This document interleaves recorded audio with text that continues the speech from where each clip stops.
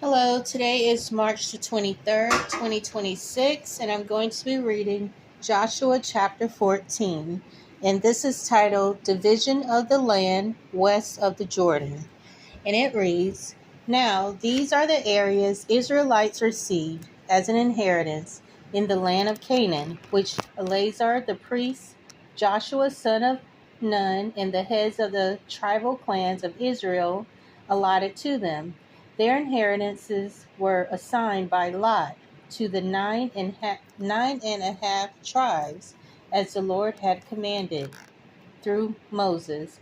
Moses had granted the 2.5 tribes their inheritance east of the Jordan, but had not granted the Levites an inheritance among the rest.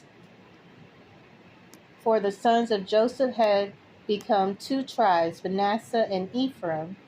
The Levites received no share of the land, but only towns to live in, with pasture lands for their flocks and herds. So the Israelites divided the land just as the Lord had commanded Moses. The next part is titled Hebron given to Caleb, and it reads, Now the men of Judah approached Joshua at Gilgal, and Caleb, son of Jephunneh the Kenizzite, said to him, You know what the Lord said to Moses, the man of God, at Kadesh Barnea about you and me. I was 40 years old when Moses, the servant of the Lord, sent me from Kadesh Barnea to explore the land, and I brought him back a report according to my convictions. But my brothers who went up with me made the hearts of the people melt with fear. I, however, followed the Lord my God wholeheartedly. So on that day Moses swore to me, The land on which your feet have walked will be your inheritance and that of your children forever, because you have followed the Lord my God wholeheartedly. Now then, just as the Lord promised, he has kept me alive for 45 years since the time he said this to Moses, while Israel moved about in the desert. So here I am today, 85 years old. I am still as strong today as the day Moses sent me out.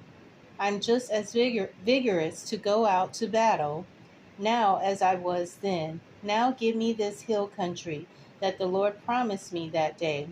You yourself heard then that the Anakites were there, and their cities were large and fortified, but the Lord helping me, I will drive them out just as he said.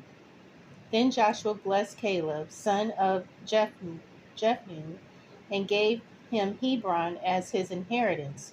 So Hebron has belonged to Caleb, son of Jephunneh the Kenizzite, ever since, because he followed the Lord, the God of Israel, wholeheartedly.